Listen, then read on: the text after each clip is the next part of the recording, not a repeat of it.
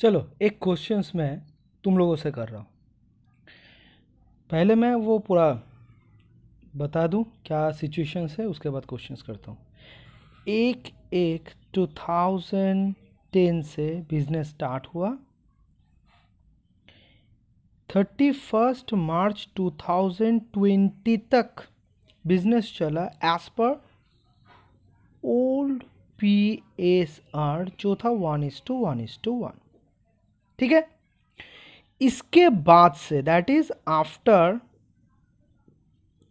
1 अप्रैल 2020, इसके बाद से जो रेशियो हुआ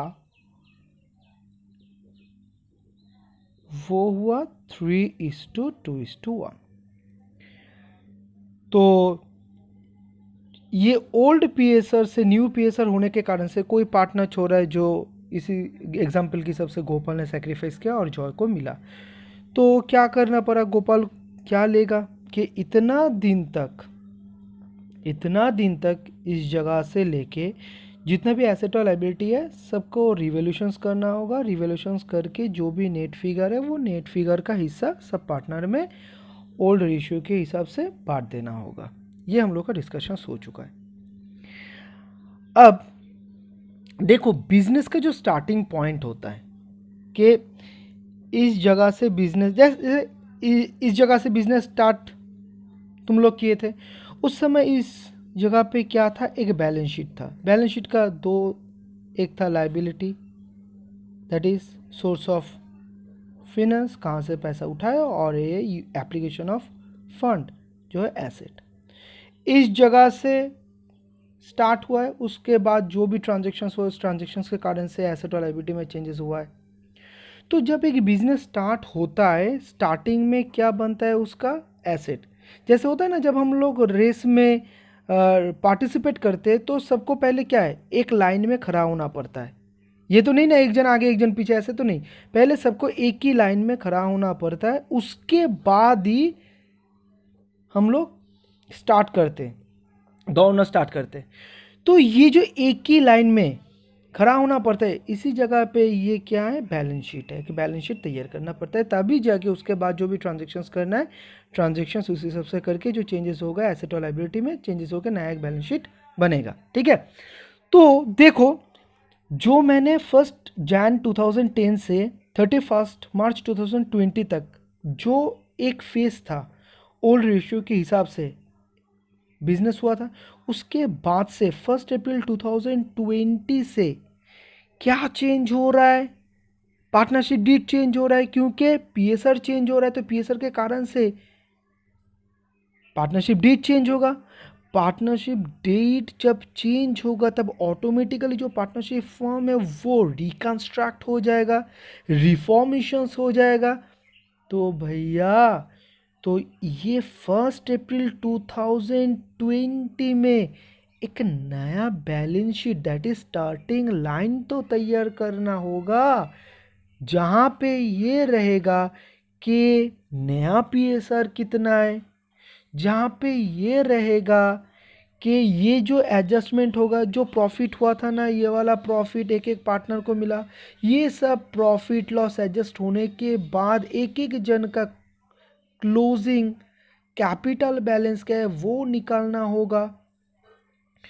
अल्टीमेटली ये जो स्टार्टिंग डेट है, स्टार्टिंग डेट में हम लोगों को एक नया बैलेंस शीट तैयार करना होगा। ये जो 31 मार्च 2020 तक इस जगह पे एक बैलेंस शीट था, सुनना प्लीज बहुत अच्छी तरीके से, ये 31 मार्च 2020 इस डेट तक एक बैलेंस शीट था ऑब्वियसली, मगर वो जो बैलेंस शीट था वो तो पुराना पार्टनरशिप डीड के हिसाब से था, जहाँ पे ओल्ड पीएसआर था 1:1:1, मगर अब तो पार्टनरशिप डीड ही चेंज हो चुका है। वो क्या हो, ओल्ड रेशियो अब न्यू रेशियो में कन्वर्ट हुआ है, जहाँ पे रेशियो कितना 3:2:1। तो ऑटोमेटिकली जो पुराना बैलेंस शीट था उसको तो ओपन करने से नहीं होगा, क्योंकि हम लोग जर्नल प्रॉपर में सीखे थे कि ओपनिंग जर्नल कैसे होता है।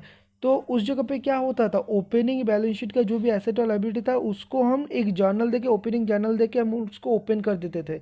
मगर इस जगह पे तो वो नहीं होगा, क्योंकि ये बार बार बोल रहा हूँ, इस जगह पे ये 31 मार्च 2020 तक जो बैलेंस शीट था वो तो पुराना पार्टनरशिप डीड के हिसाब से था, और ये जो 1 अप्रैल 2020 से जो स्टार्ट होगा वो तो न्यू पार्टनरशिप डीड के हिसाब से होगा। तो इसलिए ये बैलेंस शीट में जो भी एसेट और लायबिलिटी है उसको एज इट इज तुम इस जगह पे तुम दिखा नहीं सकते हो, क्योंकि जो फॉर्मेशन है पार्टनरशिप फॉर्म का वो चेंज हो चुका है।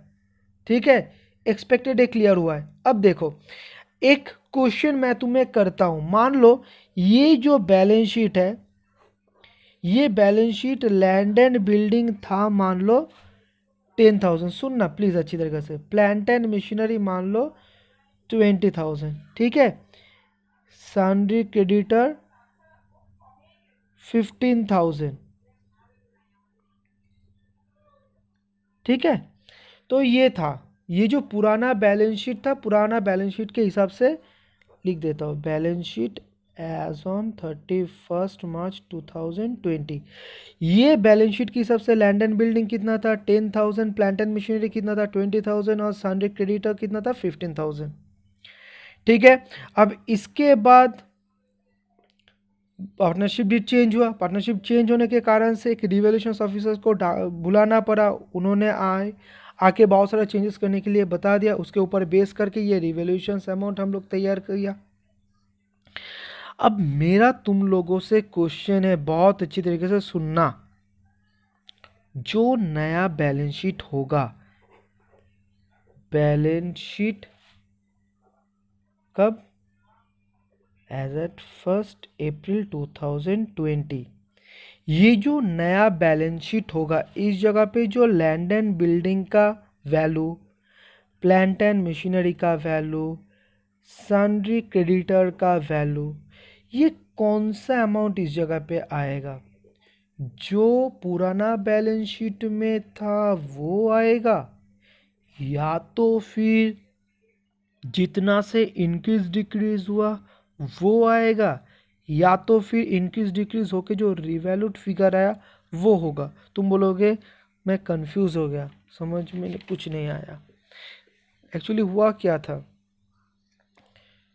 जो सन्ड्री क्रेडिटर 15,000 था, जब रिवैल्यू ऑफिसर रिवैल्यू किया, उनको पता चला कि 10,000 अभी देना नहीं होगा, तो इसको क्या कर रहे हैं, डिक्रीज कर दो।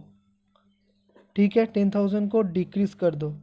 डिक्रीज करने के बाद बैलेंस शीट में अभी जो दिखाना है, जो एक्चुअल सन्ड्री क्रेडिटर है फर्म का, वो है कितना 5,000। ठीक है, तो ये previous amount, previous figure of sundry creditor, ये है amount of increase and decrease. ठीक है,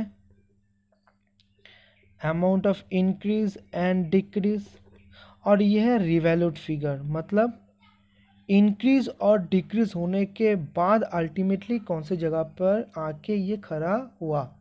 मेरा जो क्वेश्चन है, ये जो जगह, जैसे ये 15,000, यही मान लो सिंडिकेटर कितना था 15,000। ठीक है, पुराना जब पीएसआर कितना था 1:1:1, तो पार्टनरशिप डीड के हिसाब से। अब पार्टनरशिप चेंज हो रहा है तो ऑटोमेटिकली एक बैलेंस शीट, क्योंकि एक नया लाइन तैयार करना होगा तभी से स्टार्ट हो पाएगा बिजनेस फिर से, तो वही नया लाइन मतलब बैलेंस शीट उसी डेट का। ये मिडिल ऑफ द ईयर भी हो सकता है। तो इस जगह पे जो सिंडिकेटर का वैल्यू होगा वो कौन सा होगा, 15,000 होगा, ये 15,000 होगा, ये वाला जितना अमाउंट से डिक्रीज हुआ है वो वाला अमाउंट ये नया बैलेंस शीट के सिंडिकेटर में आएगा, या तो फिर जो रिवैल्यूड फिगर है दैट इज 15,000 से 10,000 हट के जो एक्चुअल सिंडिकेटर्स का बैलेंस है वो आएगा। कौन सा है बताओ तो।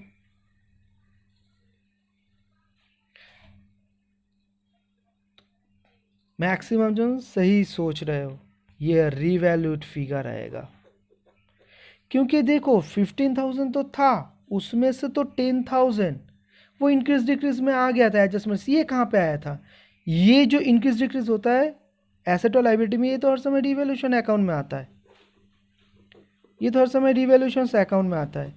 और ये जो 5000 दैट इज इंक्रीज और डिक्रीज होने के बाद जो अल्टीमेटली रहता है वो नया जो बैलेंस शीट होता है वो नया बैलेंस शीट में आएगा। दैट इज इस जगह पे आएगा 5000, इस जगह पे लैंड एंड बिल्डिंग कितना था, जो भी था 5000 से इंक्रीज हुआ है, तो इस जगह पे 10,000, इस जगह पे 15,000, और 20,000 से प्लांट एंड मशीनरी देखो 3,000 से कम हो चुका है, तो इस जगह पे 20,000 से 3,000 अगर माइनस कर देंगे तो 17,000। इन शॉर्ट में हम लोग क्या बोलेंगे, जो रिवैल्यूड होगा इंक्रीज और डिक्रीज होने के बाद वो रिवैल्यूड फिगर नया बैलेंस शीट में आएगा। जिस अमाउंट से इंक्रीज डिक्रीज हो रहा है वो अमाउंट रिवैल्यूशंस अकाउंट में आएगा, और जो पुराना अमाउंट है वो तो नया पुराना बैलेंस शीट में ही रह जाएगा। याद रखना प्लीज़, जो नया बैलेंस शीट होगा उसमें रिवैल्यूड फिगर आएगा, जो रिवैल्यूशंस अकाउंट तैयार करोगे उसमें सब इंक्रीज और डिक्रीज आएगा एसेट और लायबिलिटीज में, दैट इज रिवैल्यूशंस अकाउंट में आएगा, और जो पुराना अमाउंट है वो तो पुराना बैलेंस शीट जो है उसी में ये रह जाएगा। ठीक है, तो बैलेंस शीट कैसे तैयार करना है, हम लोग आज एक ओवरऑल व्यू ले रहे हैं। ठीक है, तो कैसे बैलेंस शीट को एक नया बैलेंस शीट तैयार करना होगा, जिस दिन से नया पार्टनरशिप डीड एक्टिवेट होगा या तो भी एप्लीकेबल होगा उसी डेट से काम चलेगा, उसी डेट में एक नया स्टार्टिंग लाइन के हिसाब से एक नया बैलेंस शीट तैयार करके बिजनेस को कंटिन्यू करना होगा। ठीक है, अच्छा।